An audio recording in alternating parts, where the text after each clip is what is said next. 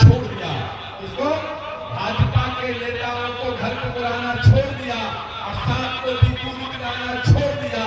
यहाँ की सरकारें गोंगी बह रही है, इसलिए तो मैं भी फैसला के दिन लगाना छोड़ दिया। बेटे ने स्कूल में जाना छोड़ दिया। साथियों, 1947 के बाद जितनी बार भी आपने वोट किया है, आपने किसी व्यक्ति को, किसी पार्टी को आपने वोट करने का काम किया है, लेकिन आजादी के बाद पहला ऐसा इलेक्शन है जिसमें आप जब वोट करेंगे तो ये वोट किसी पार्टी को नहीं, किसी व्यक्ति को नहीं, किसी उम्मीदवार को नहीं, ये वोट सिर्फ आप अपने बच्चों और अपने भविष्य के लिए वोट करेंगे। 2024 का जो वोट होगा यह आपके बच्चे का भविष्य तय करेगा, क्योंकि 2024 के बाद इस देश में चुनाव होगा कि नहीं होगा इसकी कोई गारंटी नहीं है। 2024 के बाद देश का संविधान खत्म कर दिया जाएगा, आपके आरक्षण को खत्म कर दिया जाएगा। है दलितों, है पिछड़ों, बचा लो अपने इस आरक्षण को, बचा लो अपने संविधान को। हमारी माँ बहनें वहां बैठी है छतों पर। मैं कहना चाहता हूँ, आपके पास मौका है। मणिपुर में भाजपा की सरकार ने सारी हमारी बहनों को और महिलाओं को निवस्त्र करके घुमाने का काम किया है। इसलिए इस 24 के वोट के चोट से आप बदला लेने का काम करो। आप बदला लो उनसे, आप ये कहो कि हम महिलाओं का जो अपमान करेगा वो इस देश पर राज नहीं कर सकता है। आपको बदला लेना होगा।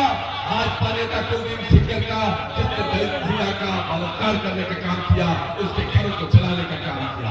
उन नौजवानों को बदला लेना है जिसने अग्निवीर लागू कर दिया इस सरकार ने और आपके नौकरी को खत्म कर दिया। आप नौजवानों को, किसानों को बदला लेना है। इसलिए मैं कहना चाहता हूँ कि आप सब लोग मैं एक बात और सूचना दूं, भाजपा के लोग ये जान रहे हैं कि हम हार रहे हैं, इसलिए ये योजना बना रहे हैं कि जहां जहां वोट हम आप देंगे वहां वहां ये टाइट करेंगे और आपको वोट नहीं देने देंगे। इसलिए आप सजग रहिए, आप होशियार रहिए। आपको वोट गिराना है और अपना मत देकर तानाशाह को हटाना है। आपके सामने प्रोफेसर मनोज झा जी ने सारी बातों को कह दिया है और आप समझ गए होंगे। क्योंकि ये आपकी लड़ाई, अति पिछड़ों की लड़ाई, दलितों की लड़ाई, आरक्षण की लड़ाई, आपके रोजगार की लड़ाई और सफाई वाले की लड़ाई प्रोफेसर मनोज झा ही इस देश के पार्लियामेंट में अगर कोई आपकी लड़ाई लड़ता है, राष्ट्रीय जनता दल और उसके नेता प्रोफेसर मनोज झा जी लड़ते हैं। इसलिए आपको आरक्षण बचाने के लिए वोट करना है। एक तरफ नरेंद्र मोदी झूठ बोलते हैं, वादा करते हैं और कह देते हैं बाद में जुमला है। दूसरी तरफ तेजस्वी यादव जो वादा करते हैं इस वादा को पूरा करते हैं। उन्होंने कहा था 10 लाख लोगों को रोजगार देंगे, उन्होंने सिर्फ 17 महीने में 5 लाख लोगों को रोजगार देने का काम किया। तमाम चीजों में, चाहे IT पॉलिसी हो, चाहे खेल पॉलिसी हो, चाहे टूरिज्म पॉलिसी हो, बहुत सारी योजना लाने का काम किया। समय का नाम हमारी बहन उर्मिला जी ने भी आपको बताया है, इसलिए तमाम साथियों ने आपको बताने का काम किया है।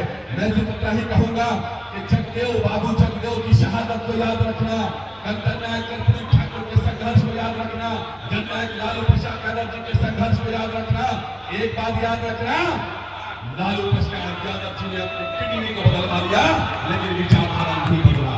याद रखना इस बात को। अपने वोट देने से पहले इस देश का मात्र ऐसा नेता लालू प्रसाद यादव है जिसने अपने किडनी को बदलवा लिया लेकिन अपने पिछड़ों, दलितों के लिए अपने विचारधारा को नहीं बदला, अकलियतों के लिए अपने विचारधारा को नहीं बदला। अगर लालू जी ने अपने विचारधारा को बदल लेते, भाजपा से हाथ मिला लेते तो उनको किडनी बदलवाने की जरूरत नहीं पड़ती। इस बात को याद रखना। जो लोग आपको सपना दिखा रहे हैं उनके सपने में नहीं आना है। ये सरकार जा रही है, तानाशाही जा रही है। और आपको मैं बता दूं, बहुत तेजी में वायरल हो रहा है, इन लोगों ने मनुस्मृति लागू करने का नया संविधान बना लिया है। बाबा साहब भीमराव अम्बेडकर के संविधान को ये लोग कचरा कह रहे हैं। ये कह रहे हैं कि मेरी सरकार आएगी पूरे बहुमत के साथ तो हम संविधान को बदलेंगे, संविधान में जो कचरा है उसको निकालेंगे। कचरा किसको कह रहे हैं? आपके दिए हुए आरक्षण को कह रहे हैं, आप दलितों पिछड़ों के दिए हुए अधिकार को जो कचरा कह रहे हैं, आपके वोट के अधिकार को कचरा कह रहे हैं। इसलिए सारी जाति पाति से ऊपर उठ करके देश को बचाने के लिए, संविधान को बचाने के लिए, लोकतंत्र को बचाने के लिए, आरक्षण को बचाने के लिए आप वोट कीजिए। अपने बच्चे के भविष्य को बचाने के लिए लिए बहुत बहुत धन्यवाद। इंकलाब जिंदाबाद, लालू यादव जिंदाबाद, तेजस्वी यादव जिंदाबाद, राहुल गांधी जिंदाबाद,